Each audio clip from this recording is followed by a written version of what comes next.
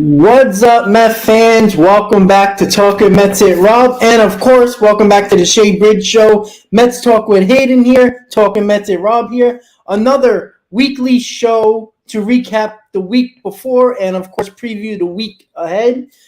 We haven't had a lot of baseball in the last couple of days because of the terrible weather in New York, and it's been like a vacation. It feels like the offseason all over again. We've been bitching and moaning about how bad this team has been offensively and the lack of run support, the lack of pitching.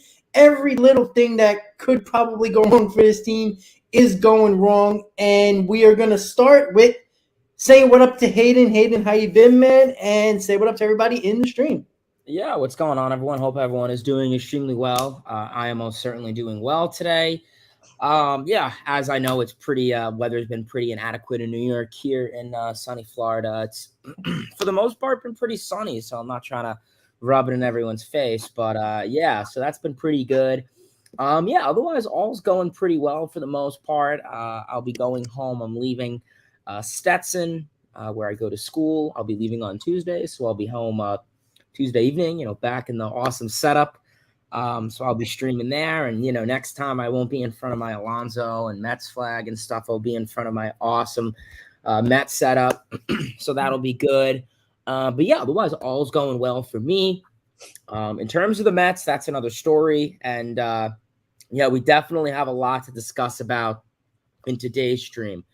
Yes. A week ago today, completely different attitude of this team, and we'll see. It doesn't help with the rain delays, and it doesn't help with the Braves. So we're definitely going to be discussing a lot of that today. But if you're tuning in on Rob's channel, or of course tuning in on my channel, give the videos, give the streams a like, comment, all that great stuff. And I love GM. Absolutely, man. Yeah. Besides the weather being crappy, like I said, we did this show a week ago and we were ecstatic. Again, we were pissed off that we lost the final two games in San Francisco. But we were ecstatic that we went 7-3 on the West Coast trip, coming home to face what we thought is a bad Nationals team. And, of course, the Atlanta Braves, who we know that have a couple of issues with the bullpen. But we know how good their lineup is. We know how good their pitching is. And that's something that we've talked about over and over again until we beat that drum a lot with that team. But we're going to start with the first thing on the menu, and that is there is a doubleheader tomorrow.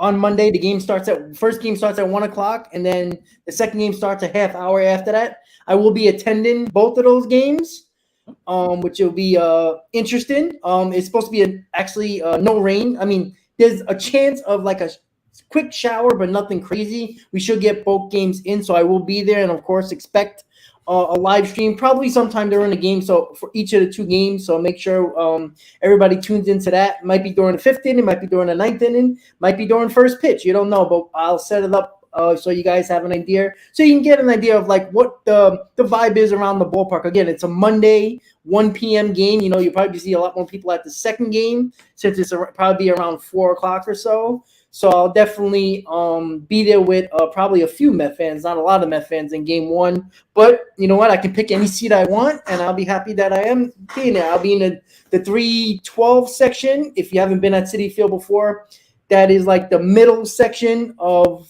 right above field level. I'll be on the first base side, so I'm going to get very nice angles.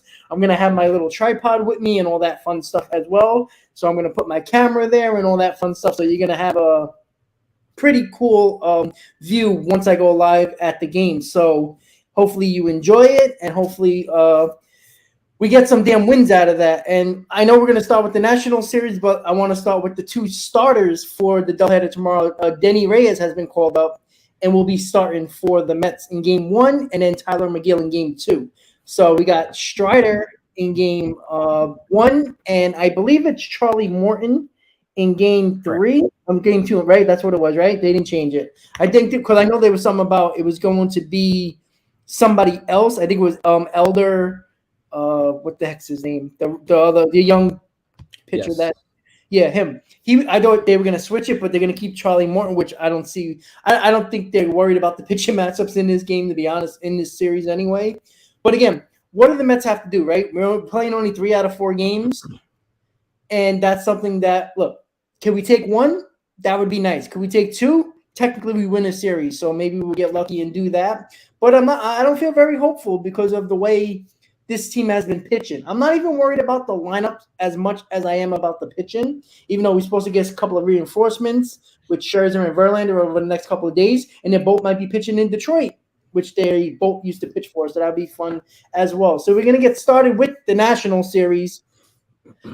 I know the weather was cold. I know it was rainy. It was a nasty week to start the homestand, and I do know that there was a lot of tickets sold for this homestand coming off the West Coast trip. We haven't been at home for 11 days, and fans want to get back to the ballpark, but it was shitty weather, and that always deters people from coming to the ballpark.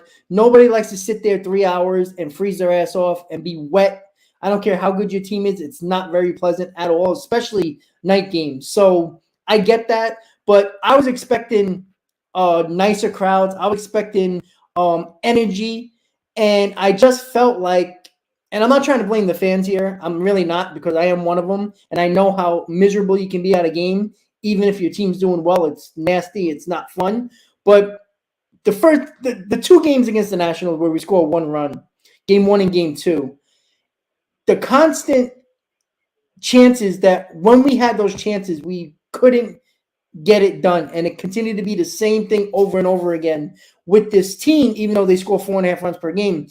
Hayden, what did you see that you didn't like in those two games that caused the Mets to lose those two games? Was it Josiah Gray? Was it Mackenzie Gore? Or was it things that you did not like to see in the Mets in those games that worries you a little bit? Yeah, I think the biggest thing I would say was the inconsistencies offensively.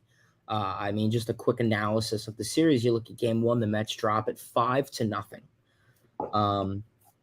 Budo went out there and he did his job. 4 2/3, 2 runs. The walks are an issue. 6 walks. That's an issue. 1 strikeout, but hey, you only gave up 2 runs in 4 2/3, a home run, and then obviously a RBI single from Manassas. So, for the most part, you mainly did your job. The bullpen, Yacobonis came in, and essentially you could say Yacobonis kind of just gave away the game. Obviously, 2 innings, 6 hits, 3 runs. You could blame a little bit of Luis Guillorme on that, whatever you want to go with. But, the pitching to an extent did their job. Tommy Hunter came in. Ottavino came in, pretty clean outing. But no one did anything. You got 5 hits. You had bases loaded at one point, and then Marte struck out. And that really set the tone for how this ball game is going to go. I'll say Josiah Gray was looking nasty. His stuff looked good. He struck out 9. But, your big producers. When, Alonso, McNeil, 0 for 4. Nimmo, 1 for 3. Lindor, 1 for 4. Those are your guys that are going to pretty much determine if you're going to win the ball game or not. We're going to get into that. So, game one, you drop. I say shake it off, win the next 2. But the Mets don't want to win the next 2 as Kodai Senga comes in. 5 innings, 2 runs. Once again, that's not horrible. 4 walks. So, we see with Kodai Senga, he has a little bit of a command issue. That's something that hopefully he could work on. But then offensively, you don't do anything. You have 4 runs. You commit 3 errors on the same hand. Once again, Nimmo 0 for 3. Lindor 0 for 4. Alonso 0 for 4. McNeil 2 for 3. So, player of the game is Jeff McNeil, essentially, for going 2 for 3. Otherwise, your bullpen, to an extent, held down the fort. Brigham and Ottavino gave up a run, but Raley was clean. Robertson was clean, and you couldn't score. You had an RBI hit from Marte and a little blooper, and that was it. You had a total of 6 guys on base, so it's not like in this game you didn't even really get anyone in runners in scoring position. It was just a flat-out joke of a game. You come into game 3, and it was a 2023 game, but against the Washington Nationals. You shouldn't be. It's the Nationals. Are you kidding me? You look at game 1. Lucchesi comes in, 5 1/3, 5 hits, 3 runs, 2 walks, 3 strikeouts. Take the slash line with a grain of salt. Personally, I would have left Lucchesi in to finish the 6th. I don't know why Buck went to Tommy Hunter. He got the first 2 on, no outs. Considering Lucchesi is good in situations like that, I would have let him stay out there. Puts in Hunter, gives up 2. Brooks Raley comes in and obviously gives up the go-ahead grand slam to CJ Abrams. He got booed like crazy off the field. I was watching it on my computer, and yeah, the boos were pretty loud. Even everyone I was with was like, what's going on? So he got booed pretty loud, and then Robertson obviously came in for the save. But offensively, this is where the team hit. 16 hits, 9 runs. That's what you should be doing. Correct. I mean, Nimmo 2 for 5, Lindor 2 for 5, Alonso 2 for 5, McNeil 2 for 5, Vogelbach 2 for 5, Beatty 3 for 3 with the walk, got on base all 4 times. Yep. Obviously, great clutch hitting in the 8th inning by Alonso with the RBI double, Jeff McNeil with the RBI triple. That's good clutch hitting, but once again, it goes to show you that games like this shouldn't be against the Nationals. This should be cake. So, I mean, overall, you take 1 of 3 from the Washington Nationals. You should have at least taken 2 of 3, if not swept. And, when we look at, when the Mets lose the division by 1 game, maybe a lot of Mets fans will say, I wonder what game could have changed it. What series could have changed it? Last year, it was when the Cubs swept us, and then the Nationals took 2 or 3 from us in September. Well, these games count. I understand where people are coming from. Oh, it's only April, but the games count. They're not, this isn't spring training. Otherwise, very, very embarrassing series. From what we've generally seen is, and I said it last stream, when Lindor and Alonso go 0 for 4 or 0 for 3 or something, it's going to be a loss. Yeah. Because we know that there's no power on this team with the exclusion of them. And you need power. You need power in 2023. Yeah. Alonso and McNeil are great. McNeil and Nimmo are great, but they're not going to hit home runs. They're going to get some singles. They're going to get doubles. Table setters. They'll give a hit. They'll drive in a run or 2. That's great. Yeah. Alonso and McNeil get on. Nimmo. McNeil and Nimmo get on. I'm getting confused. Jesus Christ. That's all right. McNeil and Nimmo get on. McNeil and Nimmo get on, and then Alonso and Lindor drive them in. That's how it works. Yeah. And I mean, Lindor, I'm not even going to bother because we all know that it's going to start a riot in the comment section. So I'm not even going to bother mentioning my opinion on him. But we can't have those outings when, and I get it. Alonso carried this team through a lot of April, and it's time that other players start picking that up. And we've been seeing Nimmo's been playing very well. McNeil, I mean, this dude, talk about the most underrated player in baseball. He's been hitting really well, back up to 300, 800 OPS, OBP of 400. He's been playing great. Lindor's Lindor, I guess, and Alonso's doing his job. Yeah. But it's the other parts of this lineup where Canna and Marte are not doing much, and they were big contenders and helpers last year. When I see Tommy Pham and Eduardo Escobar not doing much in the lineup, I wonder, why do you even start Tommy Pham if he's going to go 0 for 4 and not really do much? Well, why are we starting him? I'd rather start Escobar. At least you could switch hit and I'd at least go 0 for 3 with the walk, maybe. I have some Escobar too. Alvarez and Beatty, I'll give them props. Beatty had a phenomenal week. Batting average is over 300. OPS is in the 800s. He's really starting to hit the ball hard. We've seen a lot of hard contact, high exit velocity from Beatty, so he's been looking good. His hitting the ball to all sides of the field. Alvarez is looking much better behind the plate defensively. Offensively, he looks much relaxed. He's not chasing as much. He's being more calm at the plate. His approach is much better. I mean, I don't think Alvarez is an MLB player quite yet. Obviously, he's up because of, injuries. But, he's been looking much better. So the prospects are looking better. Who knows? Maybe the next guy in a month or 2 we'll be talking about is Vientos. You never know. Yeah. And, listen, I know people are – and personally, I think this is the issue of bringing in the same lineup last year. And this is the same exact 1 through 9 last year. I mean, yeah, Beatty and Alvarez, sure. But, listen, you have the core, great, but you needed to add, even if it was one more guy, even if it was one more player, you needed that. And that would have been a power bat. And that's what you need. You need power. The team has no power. You have Alonso and that's it. I read something, whereas Alonso is responsible for 30% of the runs the team is driven in. Like, are you kidding me? 30%? I mean, how many runs have the team driven in this year? And then just do the math. That's crazy. This team needs more power. either Canada and Marte are going to have to start to pick it up a little bit with the bats, because you can't go into May with your only run creators are Alonso Lindor, and they're driving in McNeil and Nimmo. That's not okay. You need more. And, even if you imagine the Mets brought in Correa. Look how Correa is doing in Minnesota. Everyone would be going crazy if Correa was on Met right now. Yes. Oh, yeah. But I think the point of the story is, I was just going to say, the point of the story is this lineup is not working right now. And I mean, the fact that you have a Nimmo gnome, like the last time the Mets had stuff in the dugout was 2021. Like, yes. Are we really back to the point where you can't hit? Offensively, this team needs to pick it up. Yeah. Either that, or you have to bring Eric Chavez back to the hitting coach position. I don't know. You need to work on this team's hitting philosophy, because it's not going to work much farther. Hopefully the pitching helps out. And I read the statistics. Oh, well, last year at this time, the Mets drove 4.6 runs per game, but now it's 4.5. Well, yeah. Do you have the pitching depth to help out? Do you have the pitcher?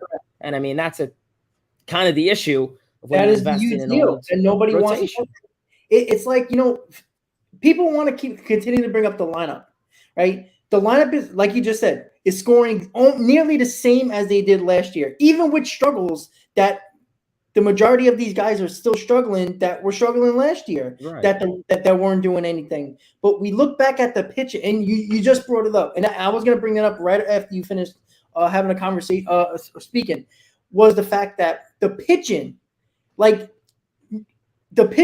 basically held up besides DeGrom last year. Well, at least early on in the season, for the first 2 months of the season before Scherzer went down, we had that pitching staff that we could always count on when we didn't score runs. Because if you look at early on in the season, when the team had a little bit of a cold spell when it came to runs, the pitching, you'll see the games like 3-2, 2-1.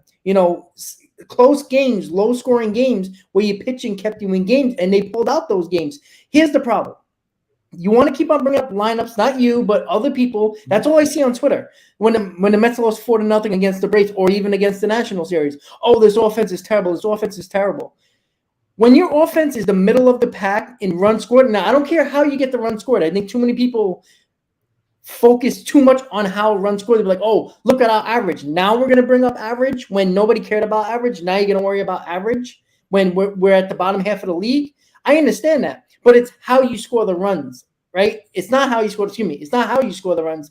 It's what are the runs that you get, and what are the runs scored? And the Mets are in the middle of the pack in runs scored. They're not terrible. Look at the teams like the Padres. Don't even count yesterday, because Mexico City is like it was like home run derby yesterday. But look at the Padres. Look at teams that are supposed to contend for a World Series, that some might say are better than the Mets, are scoring less runs per game than the New York Mets. And it might be hard to believe for some people, but when you score 4.5 runs per game this year, guess what? You're supposed to win those games. But nobody on Mets Twitter, anywhere, that is talking about the Mets are talking about the pitching and how annoying it can be that 27 games into the season, 28 games into the season, we had not have more than one guy go into the 7th inning except Joey Lucchesi.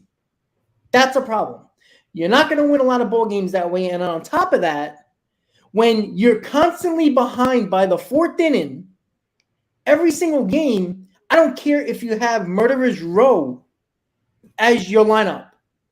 It's hard to come back from deficits every single night. Every single night. Just look at the box scores from the 1st inning through the 5th inning. How many times can you say the Mets were leading in those games? And how many times they had to come back in those ball games, even the games that they won? It's hard to continue to come back every single day because the offense knows. And you know what? They should feel pressure on them because the pitching is nowhere to be found. I guarantee you, when you walk in, if you're an offensive player, you're walking into the game saying, you know what? We're probably going to be behind before the 5th inning. So they're going to try to do too much. They're going to try to steal that extra base. They're going to try to go 1st to 3rd. They're going to try to, Nimmo, Marte, certain guys that are not home run hitters are going to start trying to hit home runs, and they're going to fall into a cold spell and get into a slump because they're trying too hard. Guys like Canna. Have you seen Canna swing for the fences every single time he's up at the plate when he's an on-base percentage guy? He's trying to hit home runs. Alvarez, he is a power guy, but he's been better. But almost every single swing, it seems like he's trying to hit the ball 500 feet. They're putting pressure on themselves, especially with guys that are non-home run hitters in this lineup that are being worse because the best thing they do, they're not doing because they're trying to do too much. And that puts it all on the pitchers. We keep on talking about the lineup, but again, look at the runs scored. Don't give me stats about the average. Don't give me stats about, OPS for certain players. All right. They're scoring runs. 4.5 runs per game is more than enough for the Mets to win 101 games last year. There should be no reason why you score 4.5 runs per this game and not win ball games. It comes down to the starting pitching. All right. Take anybody's 4 out of 5 starting pitchers that were starting the season and replace them with depth guys that are not as good. Let me know how teams are going to do. Because the Mets somehow are still 3 games over 500 with their rotation from day one. And then over the first month of the season has lost 4 out of 5 starters. I agree. That's a big deal. And I don't think other people are talking about that. And people are making it like this team is 7 games, 8 games under 500. And you know what? That should be what they are right now, considering how bad their pitching staff looks right now because nobody's in the rotation. And people continue to not talk about that. And I don't get it. This is not excuses. These are facts. An excuse was saying, well, you know what? This offense is going to, get going and score 7 runs per ball game. That's excuses. The lineup should be better. Absolutely. But when you're scoring the same amount of runs that you did last year, but you were winning last year, then what is the main focus? It has to be the starting pitching. Now, Scherzer and Verlander should be back in Detroit. As long as the Mets play these 2 games, I don't think it's supposed to rain anywhere, so they should get the 2 games in. Scherzer should be able to pitch in the Detroit series along with Verlander. Guess what? That's 2 more guys in that rotation. Remember, Senga is the only guy left in the rotation. Let Verlander and Scherzer get in there. We got a couple of teams like the Rockies and Detroit that you see at the bottom of your screen after the Braves series that we're facing. I think over the next 3 weeks, we're facing teams under 500. We got to take advantage of them. Detroit has been terrible this year. You got to beat them. Colorado, they got a couple of boppers in there that can, take you deep, but you have to beat them, and you're home. So before we go into lineups, please look at the same thing that we looked at last year. The rotation is the problem this year. That is the difference. Get hit. I'm sorry. Yeah, and I agree with you on that. And I was thinking about that before. Is you look at a lot of this pitching staff last year compared to this year, and you could say whatever you want about Taijuan Walker and Chris Bassett. I know now they're not doing very well with their current teams, but last year in the first half they were pretty decent. I don't care how they finished the season. That's one thing. They were durable. Bassett made 31 starts. Walker made 25, 30 starts. That's probably missing 1 or 2 starts a year. That's a durable guy, a guy that goes out there every 5 days. And Bassett finished with sub-3 ERA. Likewise for Walker. They had their complexities towards the end of the season, but they carried this team in the first half.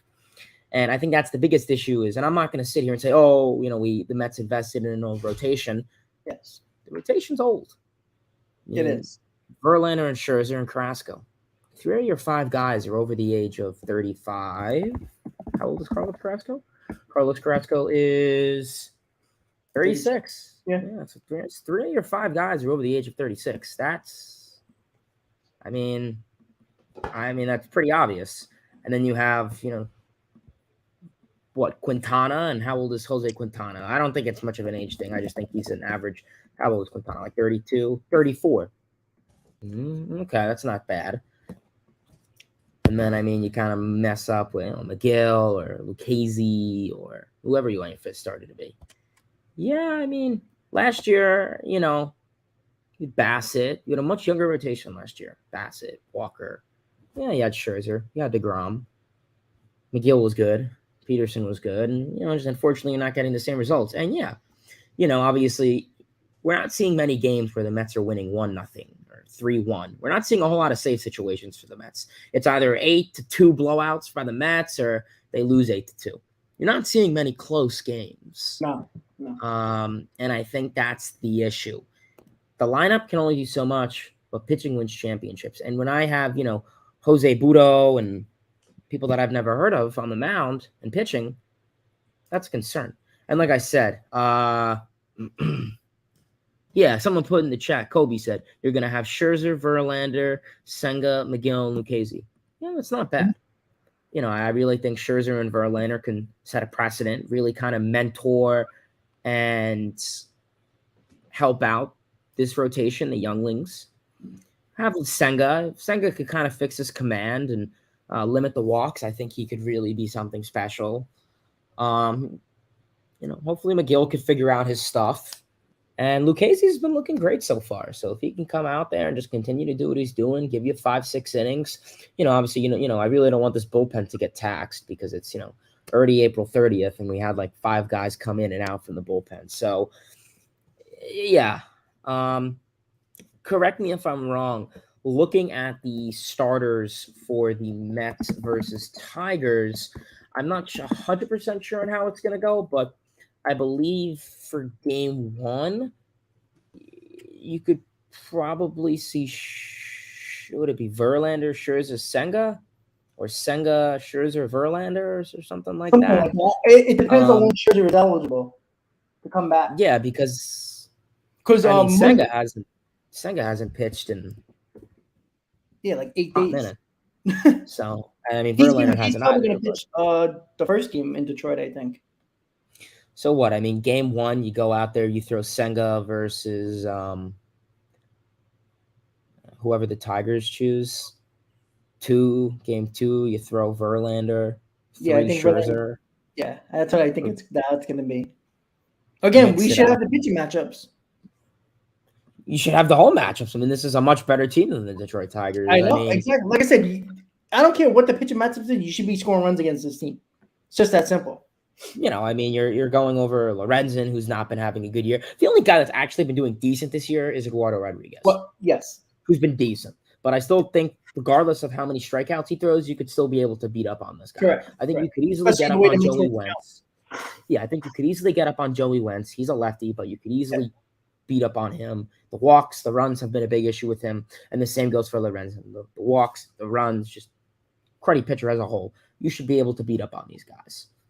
Their bullpen is not that great, not what it was last year. You should be able to do that. You look at this lineup. You should be able to beat up on them. So, like I said, you're going in, you're playing 3 games against the Tigers. Got to sweep. Why not? Like I said, winning series isn't. Look, you win the majority of your series, you're going to have 90+ wins. It's just mathematical facts. It's simple math. But I just wanted to bring up what Dookie was talking about and why I was having a conversation in the chat. I wanted to bring it up in the stream right now. He's saying the Mets are scoring, score 12 in 2 games and then score 4 over the next 3. I understand, and that's understandable. And runs per game can be skewed a little bit. But we had Brave fans in the stream the other day when I went live against the Braves. The other day, what was it, Friday? JL, he's a Braves fan, diehard Braves fan, a good guy on the channel. He said it the other night. The Braves score in bulk. If they don't score in bulk, they don't score. So if they score 6.5 runs per game, but the majority of their games, when they score a lot of runs, is in bulk, well, that's going to skew their run line per game as well. And that's what I want to talk about with Dookie really quick. And when it comes to the Mets runs per game, all the runs per game with every team, you can't say, well, the Mets runs per game is skewed, but the Braves are not. But it is, because they've done exactly what the Mets have done, which is they scored runs in bulk. And that's what the Braves do, right? When the Braves don't hit home runs, they don't score, right? And that is something that JL even talked about, that they score in bulk as well. They'll score 10 runs one day, and then they'll score 2 runs the next day. The Braves done that. They did that all last year as well. So, yes, it's skewed, but don't bring up the Mets runs per game is skewed and not the Braves or any other team that has higher runs per game, because it works out the same way. And The other thing I wanted to talk about that people were bringing up about the trade deadline, and we'll get to the Atlanta series since it's going to be the end of the series tomorrow. I'm sorry, Jail. I just wanted to see what you're. Jail, that's true. I wanted to bring that comment up. Thank you for the Braves had the best table setter with the Acuna baseball, then Olsen and Riley behind him. Yeah, but you know what? Olsen and Riley has been struggling, right? And Acuna has been hot all year, right? But the Mets have table setters. Nimmo has been the table setter. The problem is when Alonso and Lindor is not doing nothing, as Hayden said earlier, there's nobody else. You just leave Nimmo, yeah. Yeah, and look, they after Riley, they got Murphy, right? They got Albies. They got guys that can do the job as well, right? They're not huge run producers, but they're better than what Canna had, what the Mets have in Canna and Pham or Voback. That is the difference. But when you go back to runs per game, the Braves score bulk of their runs in one game as well. So it's skewed every way. So please don't use the Mets as the only example as a skewed runs per game and not use a team that we just faced in the Braves that do the same exact thing. And Brave fans actually said that in the stream. And that is something that, we have to look at it both ways. And that's why, when you want to kill the Mets, criticize them to all hell because they deserve it. But don't don't give a fact or give evidence of, oh, look, their runs per game is skewed, and then not use it for the team that the Mets are facing because it's the same exact thing. And the reason why the Mets lost, even though it was only 5 innings, there was two things. David Peterson the Mets had to get max free pitch count up. They didn't really do that. They didn't have time to do that, but they really didn't do that. Number two, keep them in the ballpark. Remember, you keep that team in the ballpark, it's a 1-0 game. And they probably wouldn't have called the game. Right? I said that during the stream. If they would have got Olsen out and he didn't hit that 3-run homer, they would have continued that game because it was only 1-0. Because one swing in the bat can change it one way or the other. And that's why the umpires put the tarp on the field after Olsen hit that home run and the Mets didn't do anything in the bottom half. So, yes, the Mets should be better offensively. But at the same time, you have to look at – don't criticize what is not really factual when you say, okay, the Mets suck runs per game because they scored 17 runs against Oakland and then the next night scored 3. Well, 98% of baseball does that unless you're the Rays. Okay, the Rays just scored 9 runs per ball game like every day. Right? I think they hit home runs every game. Yeah. Well, there you go. But you know what? They're also one of the highest strikeout teams too. But they're 6? Right? But again, yeah. Surprisingly, the White Sox. Yeah, that walk-off. I saw it today, yeah. So no, but dude, I was gonna say sorry. No, I agree with you 100% on that. I mean, I think when you look at this Mets lineup right now, there's one little thing I would like to change potentially with it. And you look at it, I think there's a couple ways you can move a couple guys around. I know this is kind of the same structure as last year. You have Nimmo, Marte, Lindor, Alonso, someone else, McNeil. I wouldn't be against shifting it up a little bit. With McNeil really hitting the ball well and he's hot, I wouldn't be against moving McNeil to the number 3 spot and then you put Lindor behind Pete. That's something that I've actually been a decent proponent of and a decent fan of for quite a while now. I don't like Lindor in the 3-hole. I always feel like, you get Nimmo on, he gets a hit, Marte walks, it's 2 on, and then Lindor just strikes out on 3 pitches, or he'll hit into a double play, and then you get Pete up, and then, he tries to play hero. I really would like McNeil at the 3-hole, because considering he's getting on base, 400 plus on base percentage, averages at 300, OPS is like 830. That's good. I really like that in the 3rd spot. I really would like to see it. Nimmo, Marte, McNeil, Alonso, Lindor. And I like that. Yeah. Like and if not, if Marte's not, if he's going to be a little, he's been a little off since the little head, he got his head like hit or something in LA or whatever it was. There's something wrong with Marte. I don't think he's saying what's wrong or he wants to play. Because that's not Marte at all. He's not hustling any pitches at it. He you'll see a ground ball out. He's fast, but you'll see when they throw it to first base, he's 2 feet. He's kind of just lightly jogging. So I don't know. Yeah, he looks a little off. So we'll see. Maybe that's just fatigue or just something. But if he keeps it up, you put McNeil in his spot. Correct. Because and honestly, if Nimmo is going to start running a little bit more, which he is, I think he has more stolen bases this year than what he had last year. So listen, I don't know if Marte will get like Escobar, but signings aren't looking too great. I mean, the Escobar signing's looking pretty bad.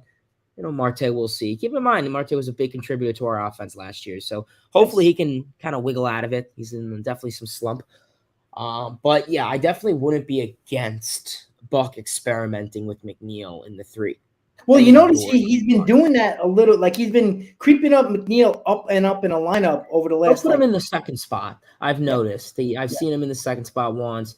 You'll see him hit behind Pete, and then he puts him back like 6, and it's just like, why? He gets a hit, and then you have Escobar and Pham just to take strike 3 right down the knee. So I don't know. Listen. I agree with you, and that was something that I was talking about the other day with a couple of people, my coworkers and stuff, about McNeil in the third spot. Like you're bored at work, you're at lunch, you talk about that, and that's what happened. Yeah, and we were talking about that McNeil in the third spot. Why not?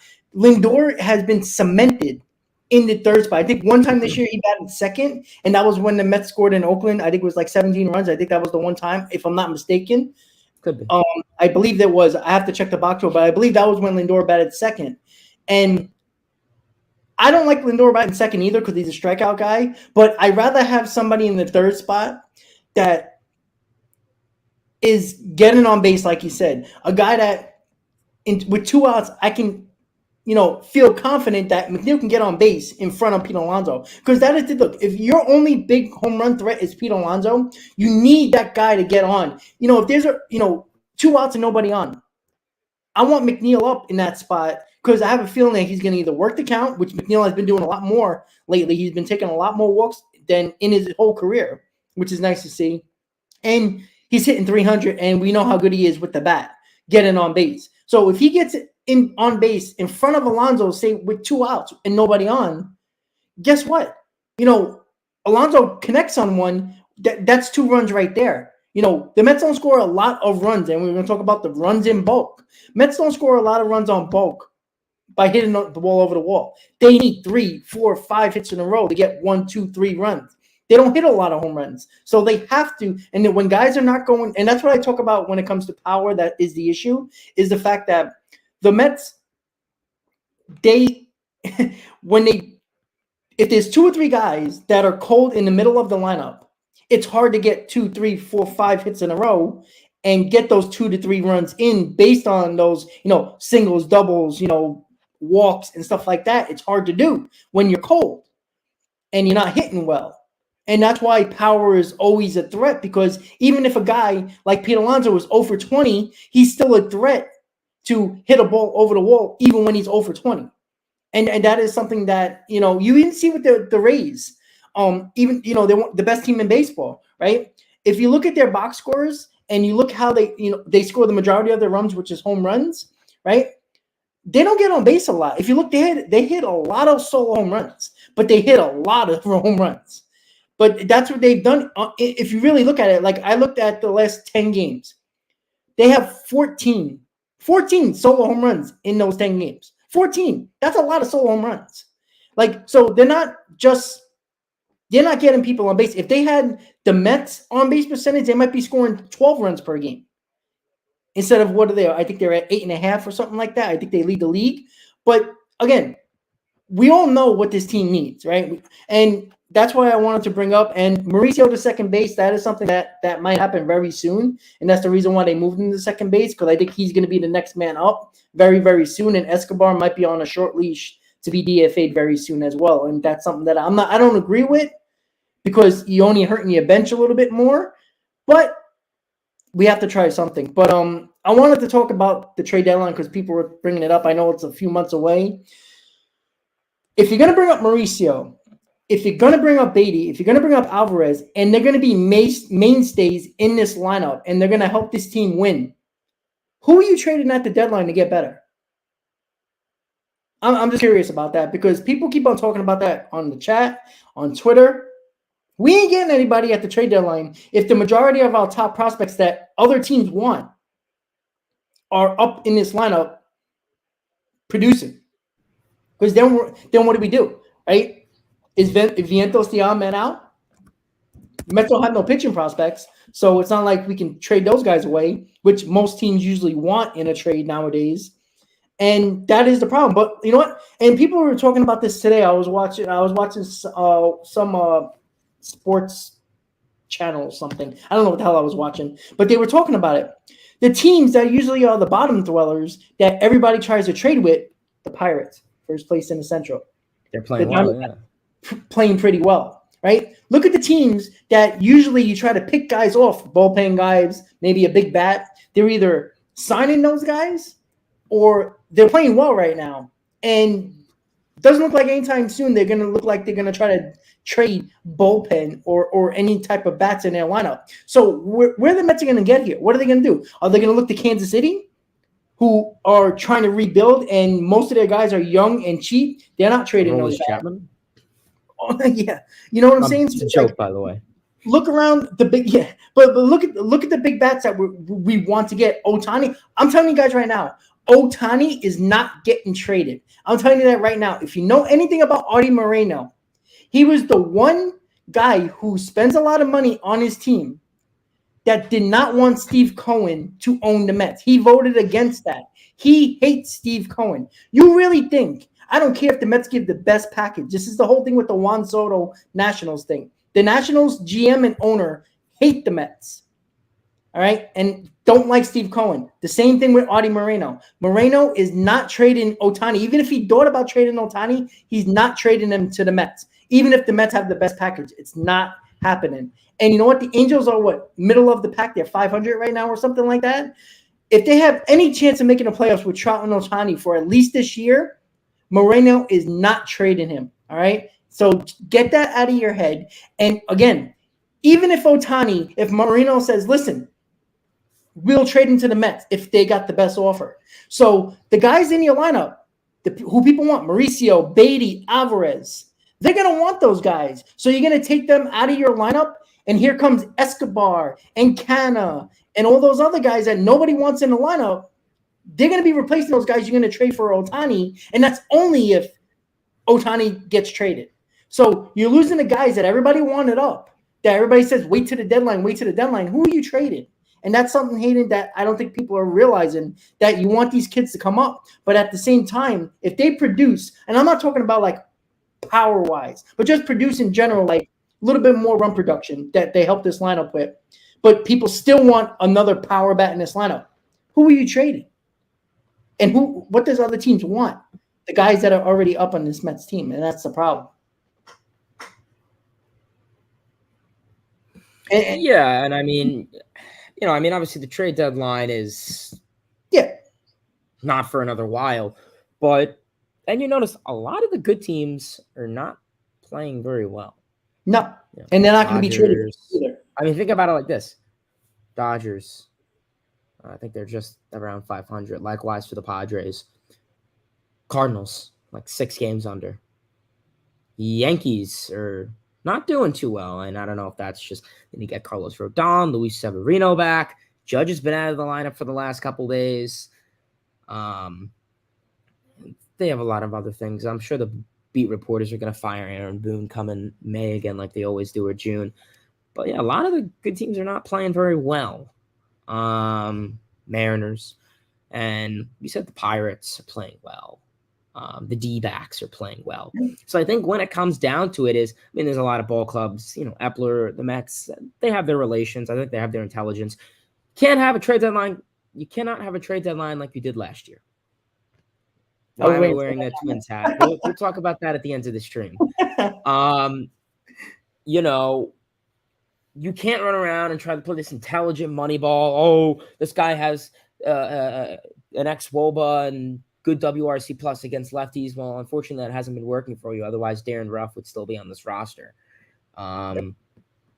You're going to have to bring in actually a star that's proven. I'm not saying you need to bring in an all-star, former MVP caliber player, but the Mets need to get a guy that's like solidified, who's proven, who could have an everyday impact.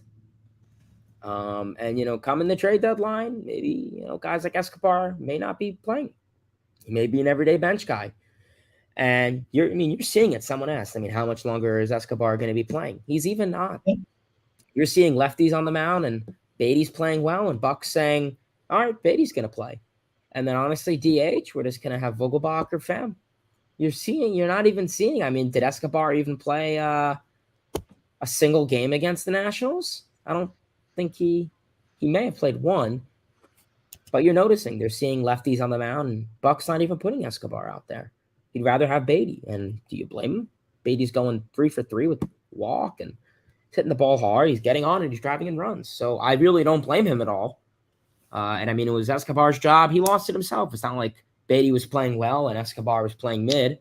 Escobar was playing completely horrible and Beatty wasn't really doing much. And now he's breaking out. And now it's going to be a harder case for Escobar to get out. So, right now, like I said, when it comes to the trade deadline, we got so many more months. We got till, August 1st or something like that. But, right now, if you're asking me early on, I think bullpen is obviously, it's something every team addresses. Yeah. But potentially another power hitter. You need a power hitter. Like, listen, I'm not going to run around and say, oh, they're going to get this player from this team, but you need a power hitter. Well, before you finish, now, is that going to be Mauricio before the trade? Is it going to be Mauricio? Is that going to be Beatty? Because MLB player. Well, where are we going to get them from? And I know it's early, but what if these bad teams that everybody likes to pick off of, during the trade deadline are doing well, or at least in playoff contention in a wild card? Where are you going? Unless one of the really good teams that decide to break it down because they're so bad. There's not a lot of teams out there. You really have to look deep, and you're not going to be the only team going for that same player. And now it's going to cost you guys that you already want in your lineup. Maybe Beatty, maybe Alvarez, maybe Mauricio, maybe Vientos, and that's where the Mets are running into a problem here, because what teams want now is pitching depth or pitching prospects. The Mets don't have that either. So the Mets are already on April with that because they're using the guys that could be trade bait to make this team better. That might be in a lineup, but that's the problem that the Mets are running into. And that is the bigger problem that I have. People are talking about the deadline are the same people who want all these young prospects up. Well, if they're good, but not good enough where the Mets still need a power bat, where are they going to go? Do you have any idea of where would they go? Like teams that are already, like maybe Detroit, Royals, teams, other teams that might be already in the bottom of the league. What do you think? Yeah, I think there's a lot of teams out there that you could still go after.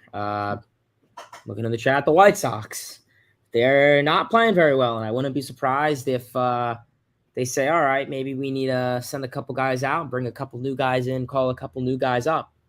That's a possibility. The White Sox have a decent lineup. Some really good guys out there. I would love to see the White Sox, figure it out. But I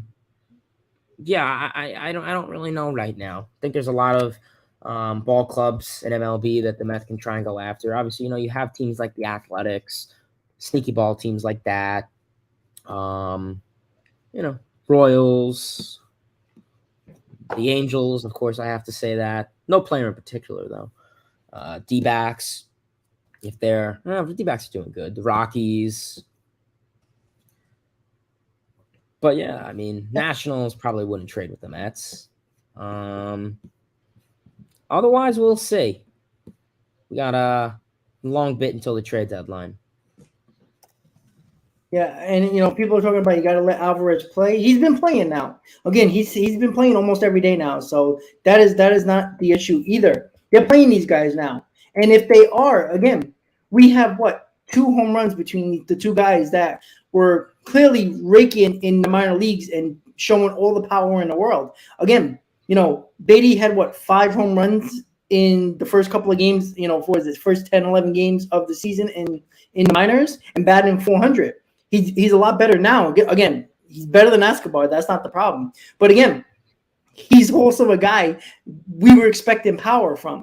When you're hitting, home run almost every game in the minor leagues, and now you have 1 home run in his second week up. That's not exactly run producing there, and that is something that is the problem. Now, in my opinion, I think batting them 8th and 9th is so freaking stupid. Bring them up. Who we talking about? Beatty. Say that again. I'm sorry. Who we talking about? Beatty. Okay. Right? Like, he's hit 1 home run. And again, I'm not killing him. He's been better than Escobar. But again, he's better than Escobar, and yet the Mets offense has been worse with him. Considering if you look at the last week and a half. So again, the run production is the issue. Beatty hasn't increased that run production for this lineup. Again, I think batting him 8 is so stupid. I think he should be, bat him 5th. Why not? Like you said, or bat him 6th. Bat him above Vogelbach. I don't want to see Vogelbach in the 6th spot, right? Say that again. I'm sorry. Where did he hit in AAA? Like, what was his order? Oh, that's a good question. I'm assuming probably 3 or 4. That's what I was thinking. But you have Alvarez, Vientos in there, Mauricio. So, but again, he's not going to be a run producer in the 8th spot because 6th and 7th hitters are not getting on base. So that's the problem. And again, it's just not killing Beatty.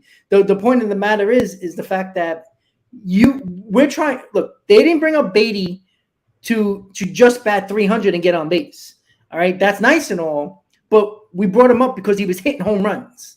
That's why they brought him up. They didn't bring him up because he was batting 400 because nobody cares about average. So they weren't talking about average, right? That's why McNeil took so long to get up because they care about average. So they weren't looking at the average for Beatty and says, hey, we got to bring this kid up. They were looking, hey, he's knocking the ball all over the yard, all over the wall.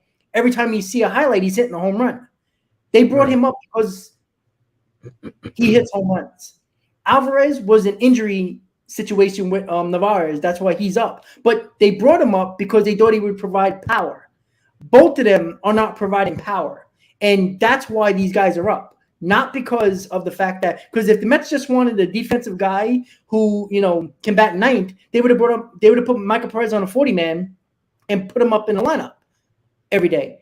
But they were looking for some power from these two guys. They didn't provide that yet. Now, again, I'm not killing them because they've been better than what we've had, but what the Mets are looking for is the power. That's all we talk about. Everywhere we go, everywhere, any stream, every show we do, it's all about, we talk about power in a lineup every single day.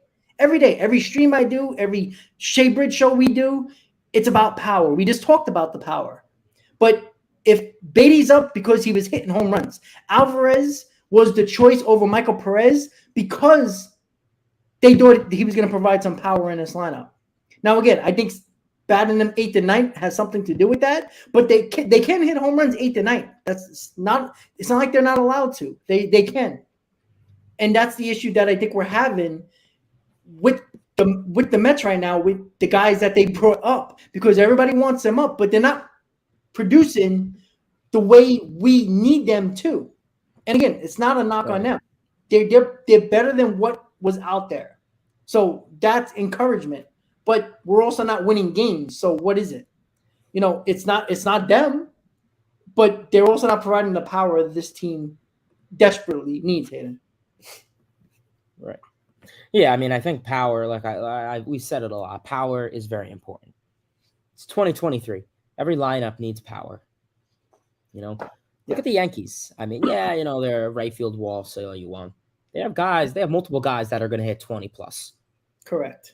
Let's look at last year. I would say the only guys were probably 2 guys. It would have been Alonso had 40, 41.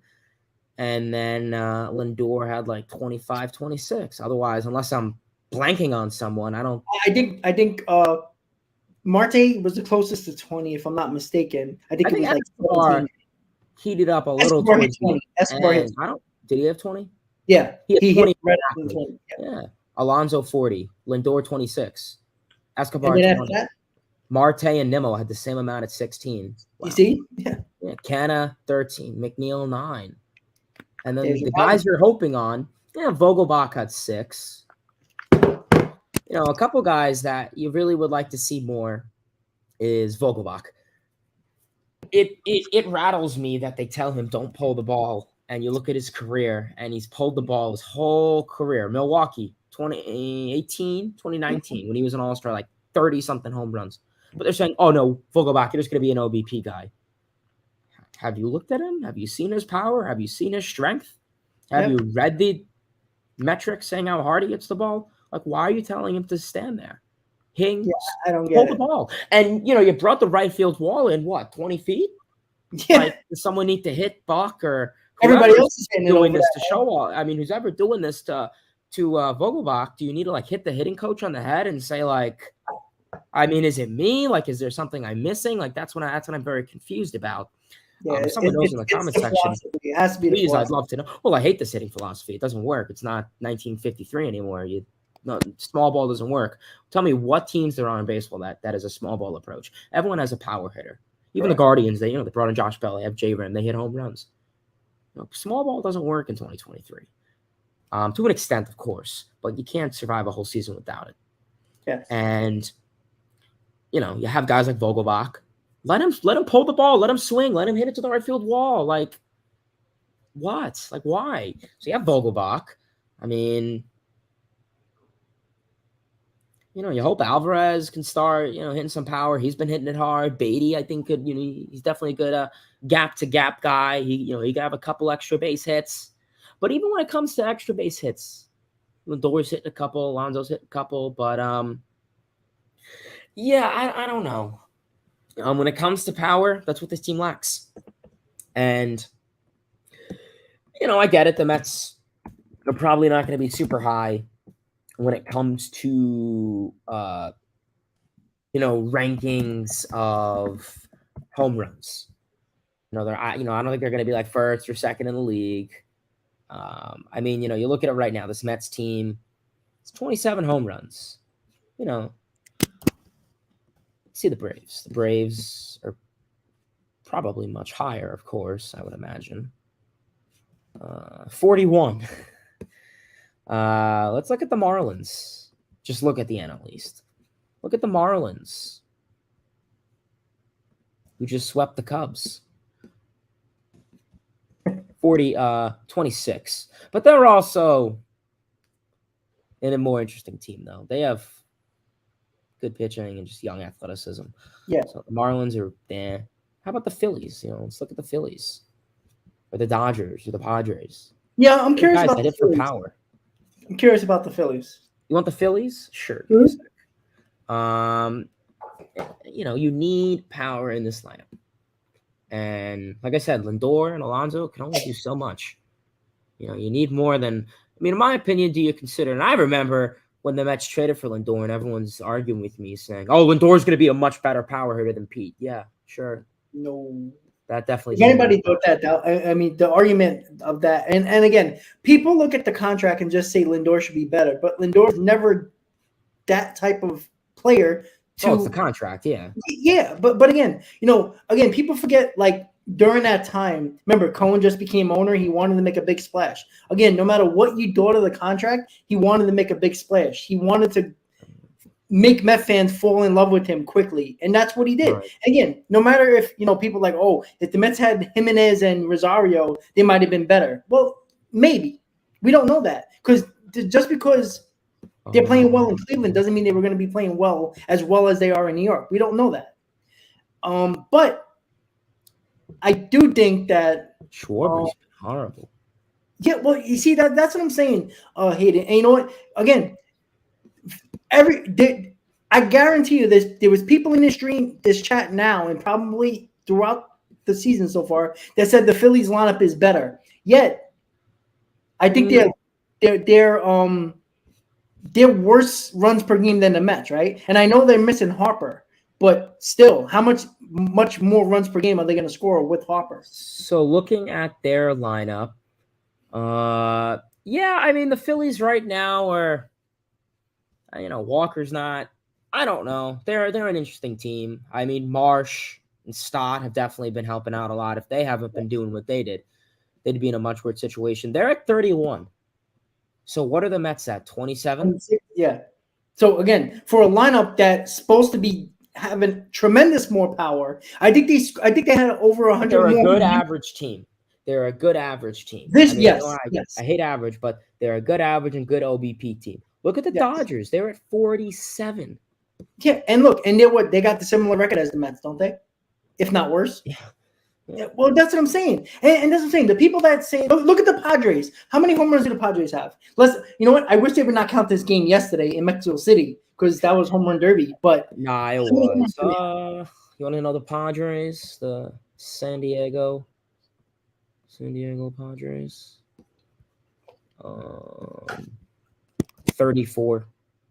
So minus yesterday's game, you probably similar. Yeah, they had similar numbers before yesterday's home run derby in Mexico City.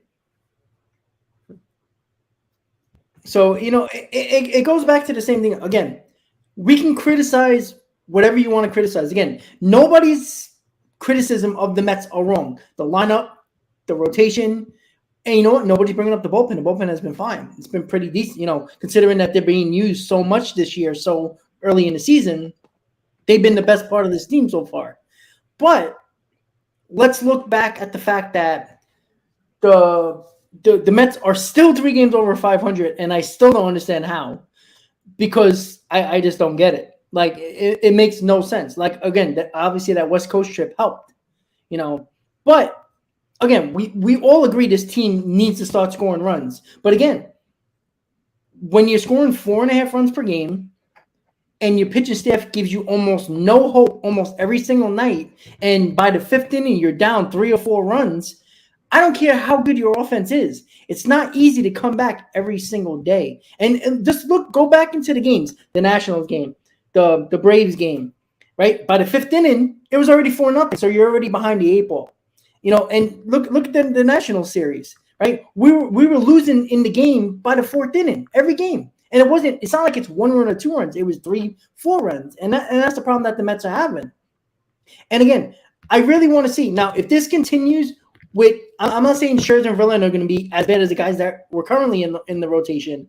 But say if they pitch well and the runs per game is staying the same and they're losing, that's a problem. Now, what can we change until the deadline if they do anything? Because again, I think it's going to be very hard to do things at the trade deadline when you're counting on the guys that were supposed to be hitting for power in this lineup that you brought up and are not hitting for power in this lineup. Again, I'd rather have Beatty batting 260 and hitting more home runs than batting 300 with just 1 home run. Because again, I'm a guy that I love average. Give me 7 guys in a lineup that bat 300. But the Mets kind of had that last year. They had a couple of guys that bat 300 last year that were batting 270, 280, and they weren't hitting home runs, but they were doing well. But again, I'd rather have Beatty average drop 30 points, but give me 4 or 5 more home runs right now than him batting, 300? I think he's batting now, close to it. Than having him hit 1 home run, because the Mets didn't bring up Beatty and Alvarez to just get on base and hit for average. All right, we have enough of those guys that hit for average and get on base. Alvarez, yes, came up because of the Navarez injury, but the Mets could have easily brought up Michael Perez, put him on a 40-man, and bring him up in this lineup. And they didn't, because they said, hey, maybe Alvarez will provide some power that we need. And the same thing with Beatty. Beatty came up because he was hitting home runs, not because he was batting 400. All right, because again, MLB will tell you average doesn't matter anymore, which is the stupidest thing ever. But I know, yeah. And yes, I agree. But again, we can agree that they brought up Beatty because he was hitting home runs, not because he was. Oh, yeah, absolutely. Yeah, I mean, just extra base hits. I mean, I think it was a mixture of reason. I think regardless, Escobar wasn't doing anything. So, I mean, Beatty does the most smallest thing, yeah. But, yeah, I mean, I think his ability to hit the ball hard and home runs and extra base hits. So, yeah, I agree with that. Yeah, and Dookie, I agree with you. Alvarez and Beatty, you're not worried about them, but you have to be worried about them because they were the bats that were supposed to be providing the power that the Mets lacked.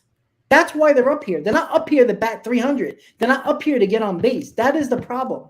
And I don't care if you bat 7th, 8th, 9th. It doesn't matter. If you're hitting bombs every night, it seemed like they were doing in the minor leagues. And now they got two between them. Alvarez has been up, 2 weeks, a week and a half longer than Beatty. That's a problem. They have 2 home runs between each other in 70 at bats, 65, 70, about 70 at bats combined. That's a problem. And that is a problem.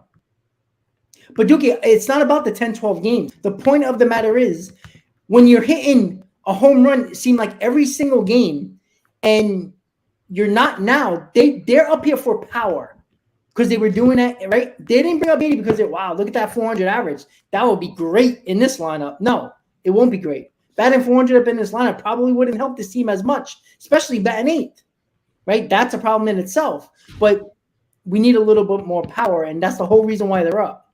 And again, I do feel like Beatty and Alvarez are going to start hitting for power. When? Let's hope soon, because we're going to be in trouble if they don't hit for power either. But they'll hit what?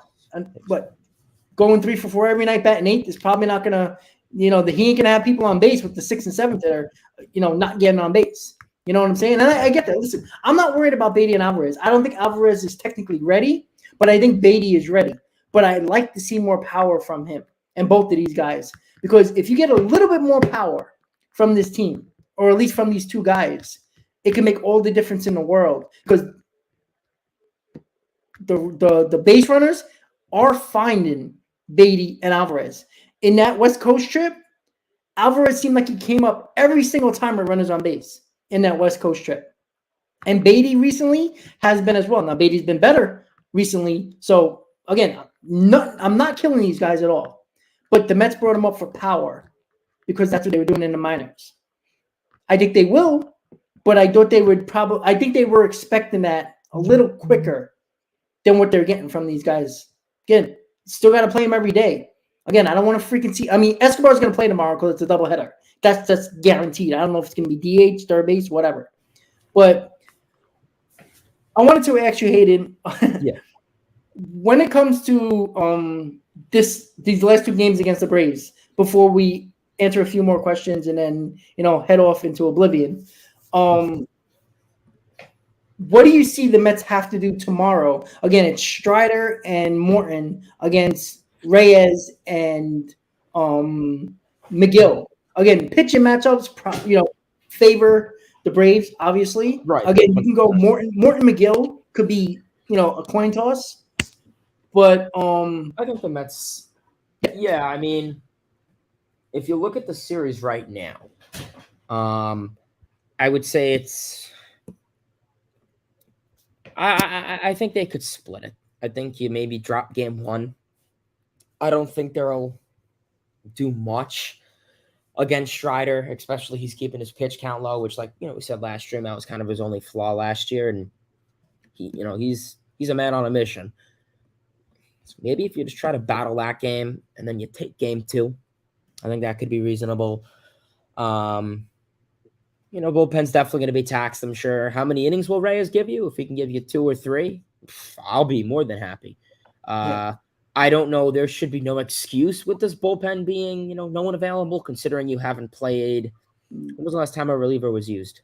Thursday? 4 days ago. I mean, Thursday. Peterson pitched the whole game, or the 5 innings of the game. Friday, Saturday, there was nothing. Today, there was nothing.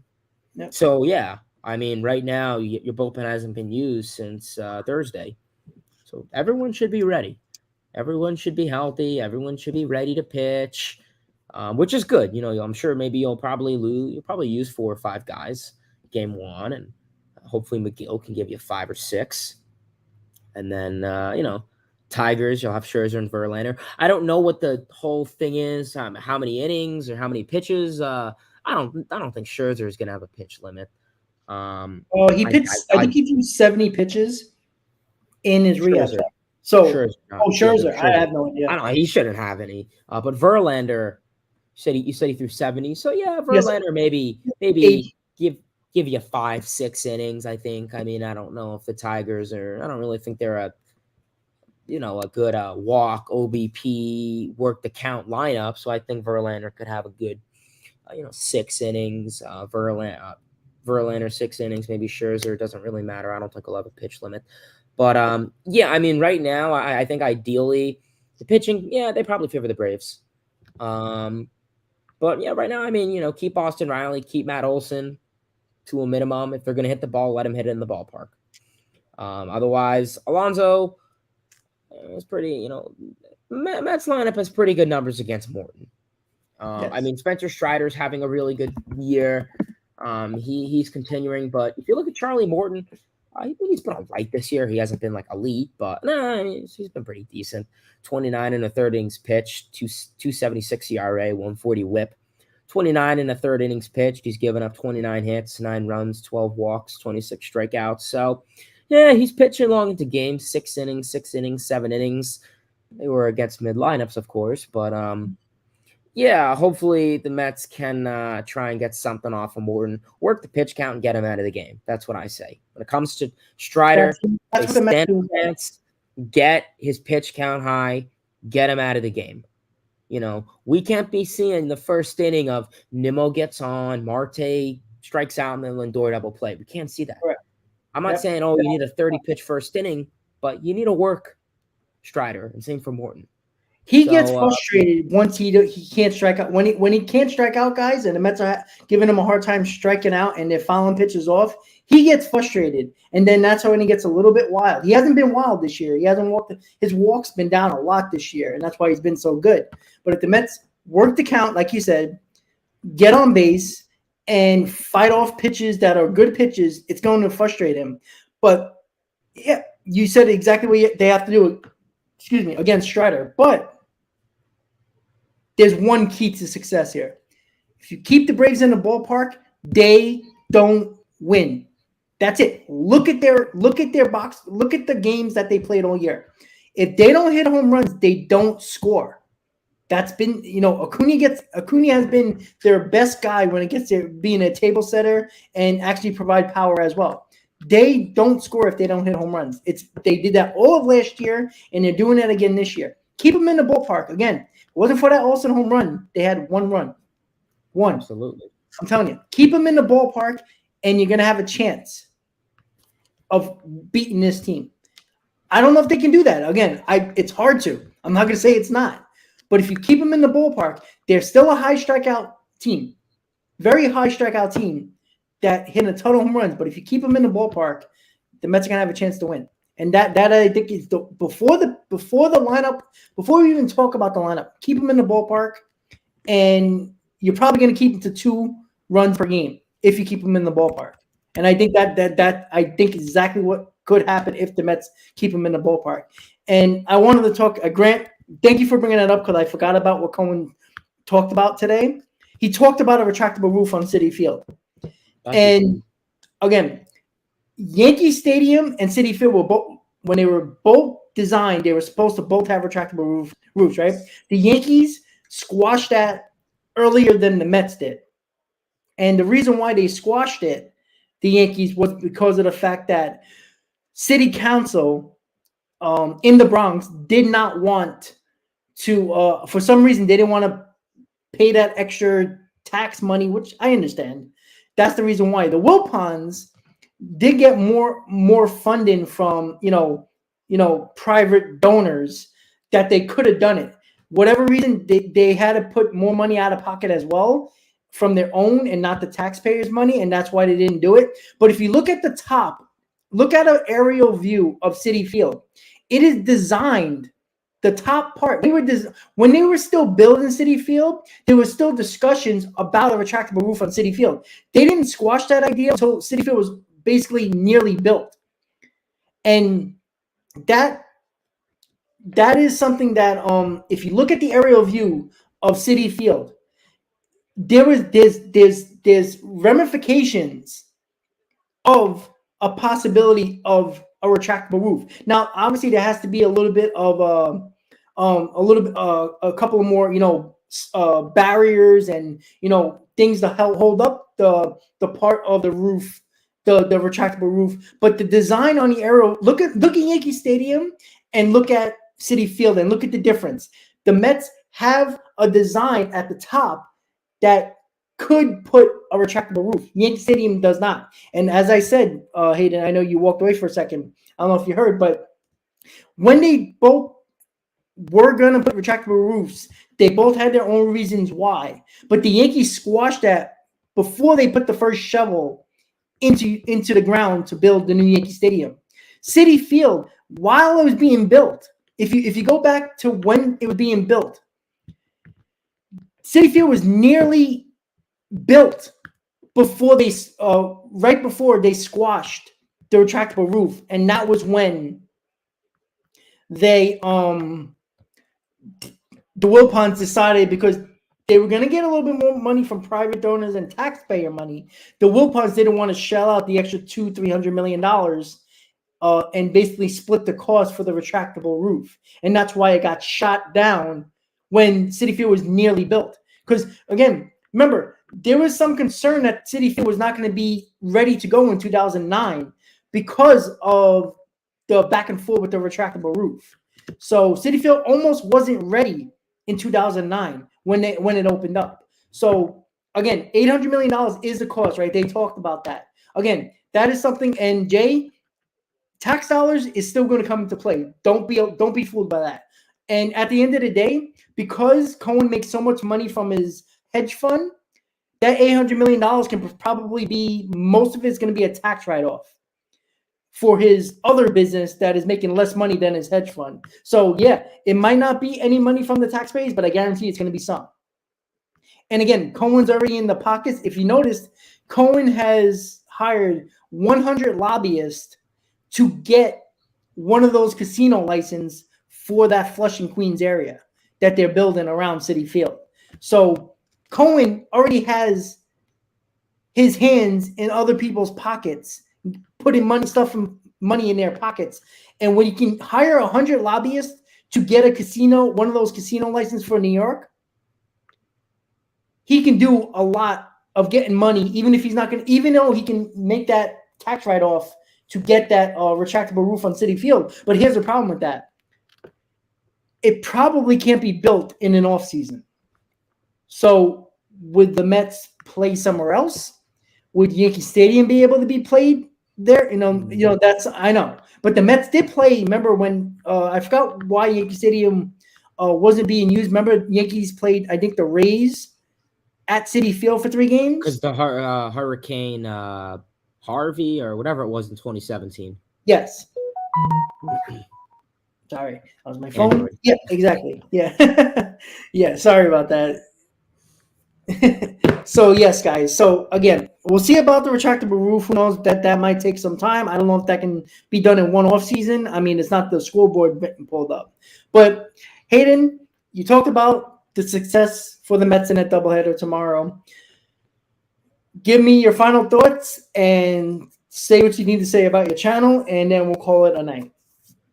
Yeah, I appreciate everyone for tuning in to both streams, whether it's on my channel or Rob's channel.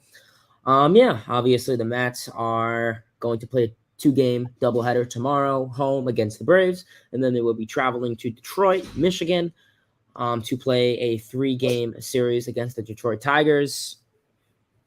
Say take 1 of 2 tomorrow. Mm-hmm. At most, Detroit sweep. At least take 2 of 3. Then yes, the Mets are going to leave Detroit. They play Colorado coming home. And then play Colorado at home for the weekend series. Minimum 2 of 3. Most sweep Rockies aren't playing very well.